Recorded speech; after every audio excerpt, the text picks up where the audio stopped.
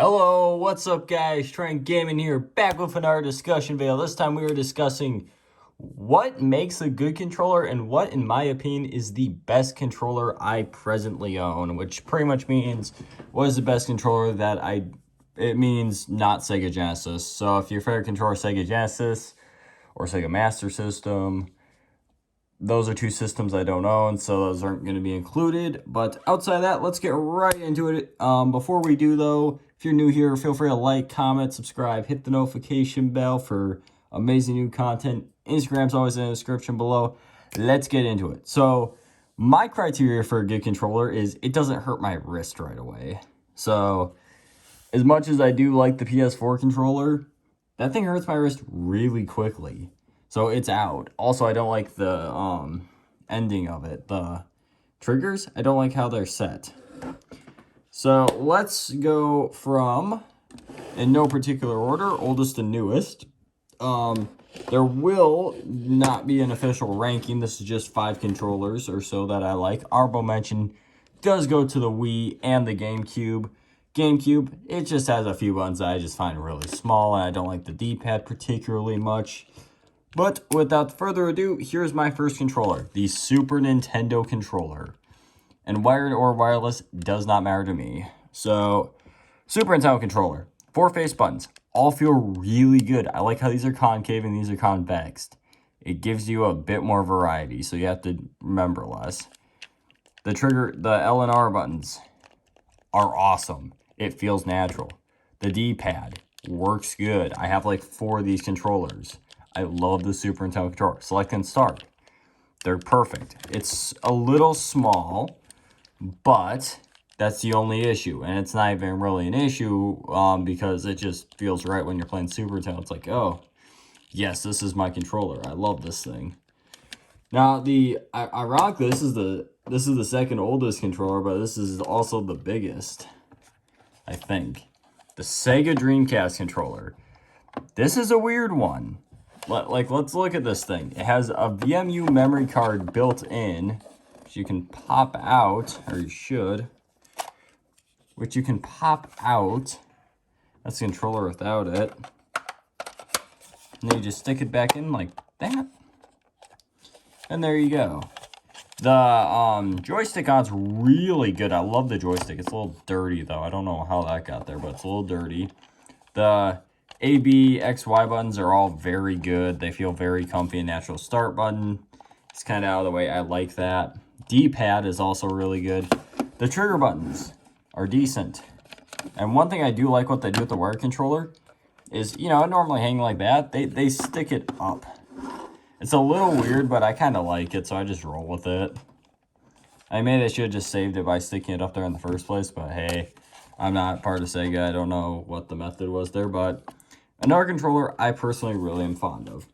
D-pads do play a big role in all these guys. If the D-pad sucks, it probably isn't on this list, but FYI.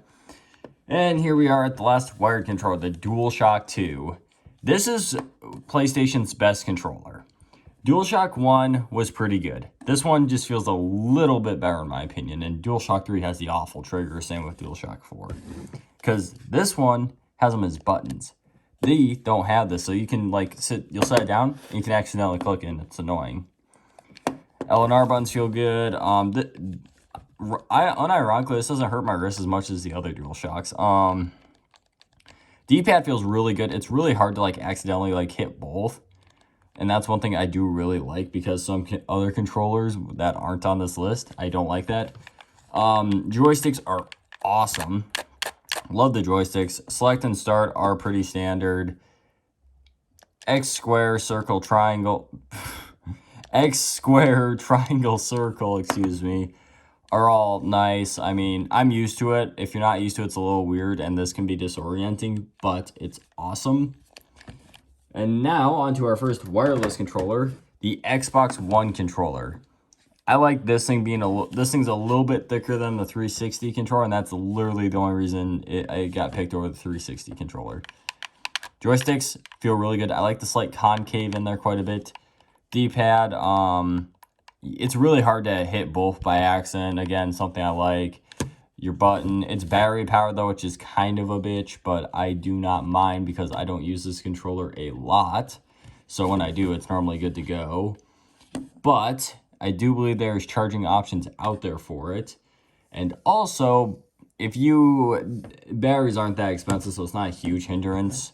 I mean, just grab a 12-pack and it'll be good for like a super long time. And this connects to PC, which is mainly what I use it for. I actually don't use it with an Xbox One at all, hardly. This thing's more of just a PC controller, so I can play Halo Master Chief Collection. But the triggers are good. You can't do what you were able to do with PS3, where you'd like slide it and you'd hit the trigger. No, this one's better, and the triggers just feel awesome. L and R feel amazing. I like that they're a little bit bigger. There's a standard USB slot there. ABXY, I like the coloring. The one thing they could have done better maybe is make them feel a little different, like they did with this Super Nintendo. But hey, that's very minor for what is one of the best controllers out there in my opinion. And lastly, the Nintendo Switch Pro controller. Oh yes, I am so controversial for saying this is my favorite controller. I like the D-pad. It's a little bit easier to accidentally nub on this one. Like if you're pressing down, I could see you being like, and then nubbing that, but it's not a huge deal or issue with this controller, so that's good. They concave the joysticks, which is always a good way for me to pick your controller. So one of my favorites. L and R again are awesome. You can slide this and you can actually do the stupid thing you're able to do with PS3 as well. Not nearly as bad. I haven't encountered it once even. L and R are amazing. XYAB are also extremely awesome. The capture button, minus, plus, and that. I mean, it's all very good button placement. And it's a really solid controller, and that's probably why it's one of my favorites. It's my designated Switch controller, but it is just just awesome. Love this controller. Anyway, I hope you guys enjoyed my controller mania. In the comments below, say what is your guys' favorite controller. I'm curious to see if I am actually right. Well, right, or more accurately, is my opinion the consensus, or am I a weirdo for liking the controllers I like? Anyway, that's the video, guys. So thank you all for watching. Like, comment, subscribe. Check out the Instagram in the description below. Pound the shit out of that subscribe button and notification bell. Have an amazing, great, excellent day, and goodbye.